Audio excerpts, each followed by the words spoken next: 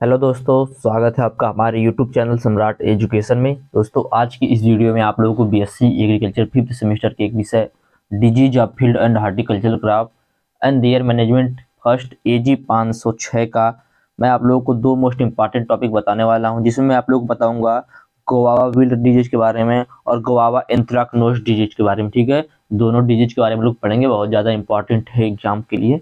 तो चलिए स्टार्ट करते हैं। यदि आप लोगों को इसका पीडीएफ चाहिए तो डिस्क्रिप्शन में व्हाट्सएप ग्रुप का लिंक, व्हाट्सएप नंबर दिया गया है, मैसेज करके आप लोग इसका पीडीएफ ले सकते हैं।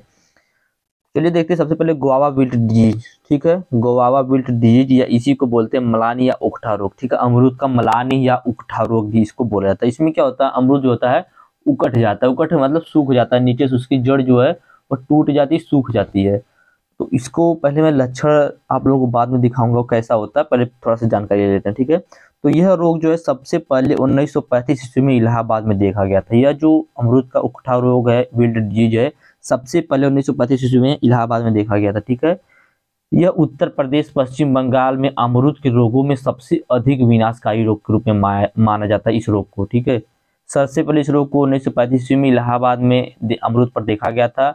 अब यह रोग उत्तर प्रदेश में 51,200 वर्ग किलोमीटर क्षेत्र में पाया जाता है। यह जो गुआवा का विल्ट डिजीज रोग है, यह अब 51,200 वर्ग किलोमीटर मतलब इस 51,200 किलोमीटर स्क्वायर क्षेत्र में पाया जाता है। लखनऊ, फैजाबाद एवं इलाहाबाद जिलों के रोगग्रस्त क्षेत्रों में इस रोग का प्रतिवर्ष 5 से 10%। ठीक है, इस रोग से 5 से 10% वृक्ष मार दिए जाते हैं। ठीक है, यह रोग जिस वृक्ष में हो जाता है उससे वृक्ष जो होता है समाप्त हो जाता है, वृक्ष जो सूख जाता है, खत्म हो जाता है।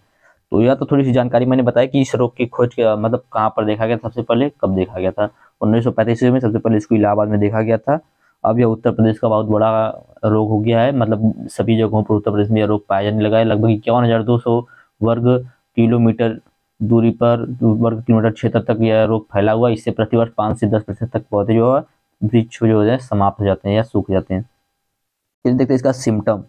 सिम्टम बोले लक्षण। ठीक है, तो इस रोग के प्रारंभिक अवस्था में पत्तियां अचानक पीली पड़ जाती हैं तथा साथ ही साथ ऊपरी शाखाओं पर की पत्तियों में हल्की कर्लिंग आ जाती है। ठीक है, क्या बोल रहा है कि यह जो रोग है, इस रोग से जो प्रभावित पौधा होता है उसमें प्रारंभिक अवस्था में क्या होता है, पत्तियां अचानक से पीली पड़ने लगती हैं। ठीक है, पत्तियां शुरू में नहीं झड़ती हैं, अचानक से पीली पड़ने लगती हैं। फिर क्या होता है, साथ ही साथ ऊपर की जो शाखाएं होती हैं, शाखा पर की पत्तियों में हल्की हल्की क्रीलिंग आ जाती है। पत्तियां सॉरी, फिर उसके बाद पत्तियां झड़ने लगती हैं। पहले पत्तियां नहीं झड़ेंगी, पहले जब रोग का सिम्टम आएगा, उसके अंदर रोग आएगा, तो पहले पत्ती पीली होंगी, उसकी जो ऊपर की सिराई उसके पत्तियों में क्रीलिंग होंगी। उसके बाद पत्तियां धीरे धीरे झड़ने लगती हैं और टहनियां पत्ती से रहित हो जाता है, मतलब टहनियों से पूरी पत्तियां झड़ जाती हैं। ठीक है, पूरी तरह से पत्ते होते हैं वह झड़ जाते हैं, जिस पर नई पत्तियां तथा पुष्प नहीं बनते, जिस पर नई पत्ती और पुष्प भी नहीं बनता है। इस रोग का प्रमुख लक्षण होता है कि इस ग्रसित पौधे की जड़ों पर काले रंग की धारियां, जिनकी कोशिकाएं मर जाने के बाद छाल अलग हो जाती है। ठीक है, इस रोग का यह प्रमुख लक्षण होता है कि इस रोग पर ग्रसित पौधे की जड़ों पर क्या होता है, काले रंग की धारियां पाई जाती है। ठीक है, विल्ट डिजीज जो है, अमरूद का विल्ट डिजीज, इससे जो ग्रसित पौधा होगा उसके जड़ों पर काले रंग की धारियां पाई जाएंगी, जिनकी कोशिकाएं मर जाने के बाद छाल अलग हो जाता है। जब इनकी कोशिका मर जाती है तो छाल भी अलग हो जाता है।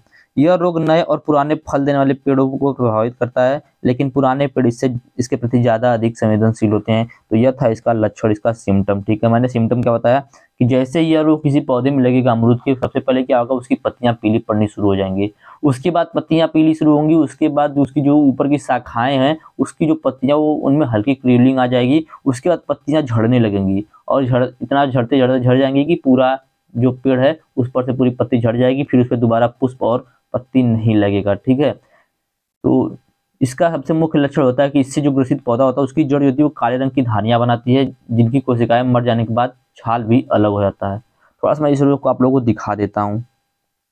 तो ये देखिए, यहाँ पर देख रहे हैं अमरूद का जो पौधा है पूरी तरह से सूख गया। ठीक है, तो यही है विल्ट डिजीज। ये देखिए क्या हुआ, पहले इसी पे जो प्रभावित पत्तियां, यहाँ पर देखिए थोड़ा सा प्रभावित पत्तियां हैं, तो पहले पत्तियां प्रभावित हैं तो क्या हुआ, हल्की सी सूखी मतलब पीली पड़ी।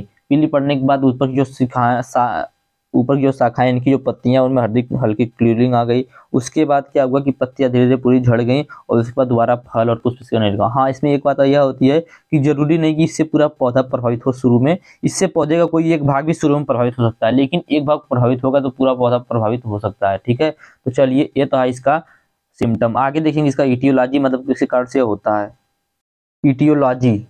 ठीक है, तो यह फ्यूजेरियम ऑक्सीस्पोरम नामक कवक के द्वारा होता है। ठीक है, फ्यूजेरियम ऑक्सीपोरम नामक जीव के कारण होता है, रोग कारक जीव के कारण होता है। क्या नाम है?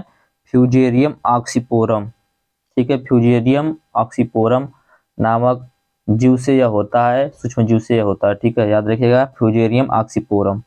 आगे देखेंगे इसका डिजीज साइकिल, इसको याद रखिएगा किस कारण से हो रहा है। ठीक है, फ्यूजेरियम ऑक्सीपोरम। तो डिजीज साइकिल चलिए देखते हैं, रोग चक्र जिसको बोला जाता है। ठीक है, तो यह देखिए कि मृदा जनित रोग है। ठीक है, मृदा जनित रोग क्या होता है? वह रोग जो मृदा से फैलता हो। बीज जनित रोग क्या होता है? वह रोग जो बीज से फैलता हो। ठीक है, तो यह जो रोग है ये मृदा जनित रोग है। ठीक है, इसमें रोग कारक का जो फैलाव होता है वो संक्रमित पौधे से दूसरे स्वस्थ पौधे में होता है। मतलब कहने की है कि यह जो रोग है मृदा से फैलता है, उसके बाद जो रोग कारक का फैलाव होता है, रोग का फैलाव होता है, वह संक्रमित एक पौधा रहेगा, उससे जो स्वस्थ पौधा है उस तक रोग को फैलाया जाएगा। इस प्रकार से इस रोग का फैलाव होता है। गर्मी के मौसम में जो कवक होते हैं, इसके जो कवक हैं, सूक्ष्म जीव है, इटोलॉजी जो मैंने बताया, फ्यूजेरियम ऑक्सीपोरम कवक, यह जो कवक है गर्मी के दिन में जो रूट होता है, रूट के अंदर चला जाता है। ठीक है, और उसी में सरवाइव करता है। जबकि जाड़ा का मौसम जब आता है तो कवक जड़ के ऊपर जीवित रहता है। लंबे समय तक पानी नहीं मिलने के कारण यह प्राइमरी इन्फेक्शन करना शुरू कर देते हैं। ठीक है, प्राइमरी इन्फेक्शन क्या होता है? प्राइमरी इन्फेक्शन मतलब रोग की पहली अवस्था होती है। ठीक है, प्राइमरी इन्फेक्शन मतलब पहले रोग लगेगा वो होगा प्राइमरी इन्फेक्शन, और रोग लगने के बाद एक पौधे से दूसरे पौधे में फैला तो इसको बोलेंगे सेकेंडरी इन्फेक्शन। ठीक है, जैसे मान लीजिए हमको बुखार है, तो हमको बुखार हुआ तो प्राइमरी इन्फेक्शन, हमसे किसी और को बुखार हो गया हमारे द्वारा, मतलब हमारे इन्फेक्शन से, तो उसको क्या बोलेंगे? Secondary infection. ठीक है, तो याद रखिएगा यही इसका डिजीज साइकिल था कि उकठा जो है एक मृदा जनित रोग है। क्या है? मृदा जनित रोग है। ये देखिए एक बात इसकी हो रही है 7 से 7.0 से 9.0 pH मान वाली जो क्षारीय मृदाएं होती हैं वहां पर सबसे अनुकूल होता है, वहां पर बहुत अधिक फैलता है यह रोग। ठीक है, तो उकठा मृदा जनित रोग होता है। रोग कारक का फैलाव संक्रमित पौधे से स्वस्थ पौधे तक होता है। गर्मी के मौसम में कवक रूट रैप पर सर्वाइव करते हैं, जबकि जाड़े के मौसम में कवक जड़ के ऊपर जीवित रहता है। लंबे समय तक पानी रुकने से इन्फेक्शन शुरू हो जाता है और पौधा पूरी तरह से प्रभावित हो जाता है रोग से। चलिए आगे देखते हैं इसका मैनेजमेंट। देखिए मैनेजमेंट में मैंने आपको कुछ पॉइंट बताया हुआ, जैसा कि मैं बार बार बोलता हूँ, तो आप लोग नहीं कुछ समझ आ रहा है तो उसको जरूर यूज करिएगा। मैं यहाँ पे देखिए कुछ अलग है लेकिन सब कुछ उसी से रिलेटेड ही रहेगा। बाग स्वच्छता मानकों को बनाए रखे और स्वच्छ खेती का अभ्यास करें। मतलब क्या है कि बागों को जो भी जहाँ पे हमें अमरूद की खेती करना है वहाँ पर स्वच्छ बनाए रखना चाहिए, वहाँ के वातावरण को, वहाँ के मिट्टी को, ठीक है, क्षेत्र को। मुरझाए पेड़ों को काट देना चाहिए, जला देना चाहिए और तने के चारों ओर गड्ढा खोद देना चाहिए। ठीक है, जो मुरझाया हुआ पौधा है, जो भी इस रोग से ग्रसित पौधा है या मुरझाया हुआ पौधा है, उसको काट देना चाहिए, फिर जला देना चाहिए और तने के चारों ओर गड्ढा खोद देना चाहिए। अगला, रोपाई के दौरान पौधे की जड़ों को नुकसान नहीं होना चाहिए। जब हम अमरूद की रोपाई कर रहे हैं उसमें पौधे की जड़ों को कोई नुकसान नहीं होना चाहिए। पेड़ को रोग प्रतिरोधी बनाने के लिए समय समय पर पर्याप्त खाद, अंतर संस्कृति और सिंचाई प्रदान करके स्वस्थ वृक्ष शक्ति को संरक्षित करना चाहिए। ठीक है, अगला है गड्ढों को फार्मेलिन से उपचारित किया जा सकता है और लगभग 3 दिनों तक ढका जा सकता है। ठीक है, गड्ढा जो उसको फार्मेलिन से उपचारित किया जा सकता है और लगभग 3 दिनों तक ढका जा सकता है। फिर 2 सप्ताह बाद प्रत्यारोपण करना चाहिए। चूना, खली और जैविक खादें डालनी चाहिए। अमरूद के मुरझाने के प्रति रूट स्टॉक्स का उपयोग करें, जैसे कि सीडियम मोल और पीगू गुआवा के बीच का मिश्रण। ठीक है, अमरूद के मुरझाने के उपचार की पर्यावरणीय अनुकूल विधि जैसे जैविक नियंत्रण के लिए हम लोग ट्राइकोडर्मा का यूज कर सकते हैं, एस्परगिलस नाइजीर NN27 का भी यूज कर सकते हैं। ठीक है, मिट्टी संशोधन में नींबू, नीम के जीप्सम और अंतर फसल गेंदा हल्दी का उपयोग भी हम लोग कर सकते हैं। तो यह था इसके मैनेजमेंट की विधि। ठीक है, मैनेजमेंट की विधि जैसा कि मैंने बताया, आप लोग इसको ब्रेसिकाल का 2 ग्राम प्रति लीटर जल का घोल बनाकर जड़ों के पास की मृदा को गीला कर सकते हैं, जिससे भी रोग की प्रारंभिक अवस्था में छुटकारा मिल सकता है। या बाविस्टिन का भी प्रयोग आप लोग कर सकते हैं। ठीक है, तो यह था इसका नियंत्रण विधि। मैंने इतना सब बताया, आप लोगों को यदि नहीं समझ में आ रहा है तो आप लोग लिखेंगे कि यह रोग जहाँ पर भी हमें इसके पौधों को लगाना है वहाँ पर स्वच्छ मिट्टी वहाँ की स्वस्थ होनी चाहिए, अच्छी होनी चाहिए और अच्छी गुणवत्ता वाली होनी चाहिए। पुराने पौधे जो हैं उनके अवशेषों को वहाँ से हटा देना चाहिए। ठीक है, पहला पॉइंट ये लिखेंगे।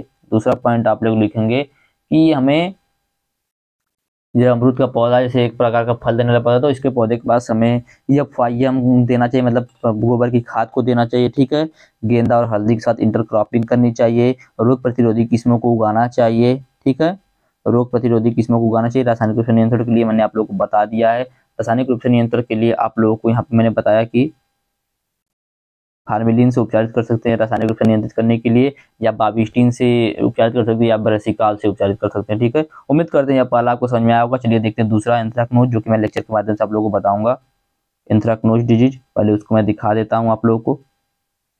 तो आप लोग यहाँ पर देख सकते हैं, यह डिजीज आप सभी लोगों ने लगभग देखा होगा जिनके पास भी घर पे अमरूद का पौधा हो। ठीक है, एंथ्रेक्नोज डिजीज, इसको लगभग सभी लोगों ने देखा होगा एंथ्रेक्नोज डिजीज को। ठीक है, एंथ्रेक्नोज डिजीज है यही, तो याद रखिएगा क्या है एंथ्रेक्नोज डिजीज। अब चलिए इसके बारे में थोड़ा सा जानकारी लेते हैं, क्या है यह, कैसा। तो देखिए सबसे पहले जानेंगे इसका काज क्या है, किसके कारण से यह रोग होता है। ठीक है, तो यह रोग होता है, मैं थोड़ा सा लिख देता हूँ यह रोग किसके कारण होता है। देखिए टाइम नहीं, इसके लिए मैंने पीडीएफ नहीं बनाया। यह रोग पोलीटोट्रिकम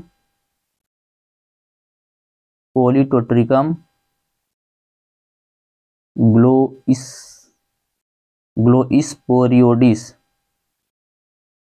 ग्लोइस्पोरियोडिस नामक कवक के कारण यह रोग होता है। ठीक है, कोलेट्रिकम, ठीक है, कोलेटोट्रिकम ग्लाइसोपोरियोडिस के कारण यह रोग होता है। ठीक है, पोरियोडिस के कारण यह जो रोग है यह होता है। ये रोग किसी कारण होता है आप लोग समझ में आ गया। कोलेटोट्रिकम ग्लोइस्पोरियोडिस के कारण यह जो रोग है यह रोग होता है। चलिए अब देखते हैं इसका सिम्टम क्या आता है। ठीक है, इसका सिम्टम या लक्षण बोल सकते हैं उसको। तो रोग का लक्षण संपूर्ण भाग पर पाया जाता है। यह जो रोग है एंथ्रेक्नोज रोग, इसका लक्षण संपूर्ण भाग पर पाया जाता है।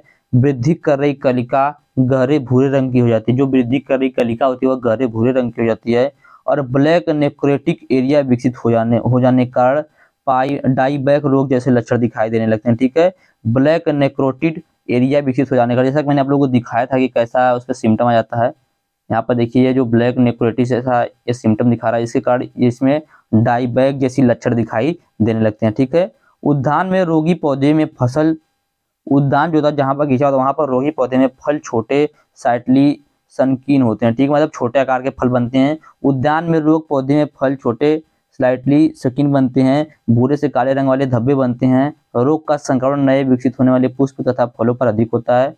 ठीक है, इस रोग का जो संक्रमण नए पुष्प और फल पर सबसे अधिक होता है, तथा फलों पर इसका रोग जो है सबसे अधिक प्रकोप होता है, जिससे परिपक्वता अवस्था से पूर्व ही पौधे जो हैं पौधे से फल जो है गिर जाता है। ठीक है, यह जो रोग मैंने आप लोगों को दिखाया था अभी अमरूद का, इस रोग से क्या होता है कि पकने से पहले फल जो नीचे गिर जाएगा इस रोग से ग्रसित होकर। पैथोजन की बात करें रोग कारक की, तो इसमें कोनिडिया जो होता है, कोनिडिया, ठीक है, कोनिडिया एक कोशिकी तथा अंतिम भाग धुंधला होता है, जिसका आधार सकरा और छिन्न होता है। ठीक है, एक्सर बुलाई में कोनिडियोस्पोर हाइलन भूरे अनियमित आकार के लगभग 500 माइक्रोमीटर व्यास वाले विकसित होते हैं। ठीक है, यह नहीं समझ आ रहा है, कोई बात नहीं, छोड़िए इसको साले को, सॉरी। तो देखिए इसका आप लोग इटियोलॉजी याद रखिएगा, वही इसको यहाँ पर लिख दीजिएगा। ठीक है, इटियोलॉजी इसका क्या है, कोलेटोट्रिकम ग्लाइस्पोरियोडिस, कोलेटोट्रिकम ग्लोइस्पोरियोडिस। ठीक है, कोलेटोट्रिकम ग्लोइस्पोरियोडिस इसका है क्या, इटियोलॉजी। चलिए देखते हैं इसका डिजीज साइकिल, छोटा सा डिजीज साइकिल है। रोग कारक जो होता है सर्वव्यापी होता है, मतलब सभी स्थानों पर पाया जाता है, सभी पौधे के भाग को प्रभावित करता है। रोग कारक फल के माध्यम से बीज को संक्रमित करता है। सघन बागवानी जिसमें कैनोपी मैनेजमेंट नहीं किया जा सकता, उन उद्यानों में, उन बगीचों में यह रोग जो है सबसे अधिक होता है। तो यह था इसका क्या डिजीज साइकिल। आगे देखेंगे इसका मैनेजमेंट। तो जैसा कि मैनेजमेंट आप लोगों ने विल्ट डिजीज का पढ़ा, वही मैनेजमेंट आप लोग यहाँ पर भी डाल सकते हैं। लिखेंगे हमें सड़े हुए गोबर की खाद का प्रयोग करना चाहिए। ठीक है, सड़े हुए गोबर खाद का प्रयोग करना चाहिए। उसके बाद फलों को तोड़ाई के बाद एरेटान के द्रव में 2 मिनट तक डुबाना चाहिए, जिससे क्या होता है रोग कारक जो है नष्ट हो जाता है। ठीक है, फलों को जो हम तोड़ लेते हैं उसके बाद उसको कहाँ पर डुबाना चाहिए, तो एरेटान में डुबाना चाहिए, जिससे क्या होता है कि रोग कारक नष्ट हो जाता है। मैं इसका थोड़ा सा मैनेजमेंट दिखाई देता हूँ आप लोगों को। तो बाग में स्वच्छता बनाए रखनी चाहिए। बीमारी और सूक्ष्म सिंचाई तकनीक के उपयोग पर नजर रखनी चाहिए। ठीक है, बीमारी और सूक्ष्म सिंचाई के तकनीकों पर भी उपयोग नजर रखनी चाहिए। बगीचे में स्वच्छ विकास वातावरण और सख्त स्वच्छता बनाए रखनी चाहिए। बगीचा जो है, बाग जो, वहाँ पर स्वच्छ वातावरण और स्वच्छता बनाए रखनी चाहिए। और रोग मुक्त रोपण सामग्री का उपयोग करना चाहिए, मतलब जब भी हम उसकी रुपाई करें तो रोगों से मुक्त होनी चाहिए। आर्द्रता कम करने के लिए प्रभावी खरपतवार प्रबंधन का उपयोग करना चाहिए। पोषक तत्वों, पानी और सूरज की रोशनी के लिए प्रतिस्पर्धा कम करने के लिए सलाह दिए गए पौधे के घनत्व का पालन करना चाहिए। ठीक है, रोग प्रतिरोधी किस्मों की बुआई करनी चाहिए और हमें संतुलित मात्रा में वहाँ पर गोबर की खाद का ही प्रयोग करना चाहिए। तो यह था आप लोगों का अमरूद का विल्ट एंड एंथ्रेक्नोज डिजीज, जो कि मैंने आप लोग बताया। उम्मीद करते हैं आपको अच्छे समझ में आ गया होगा। वीडियो अच्छा लगा तो वीडियो को लाइक कीजिएगा, चैनल को सब्सक्राइब कीजिएगा, अपने दोस्तों के पास शेयर भी जरूर कीजिएगा। धन्यवाद, जय हिंद।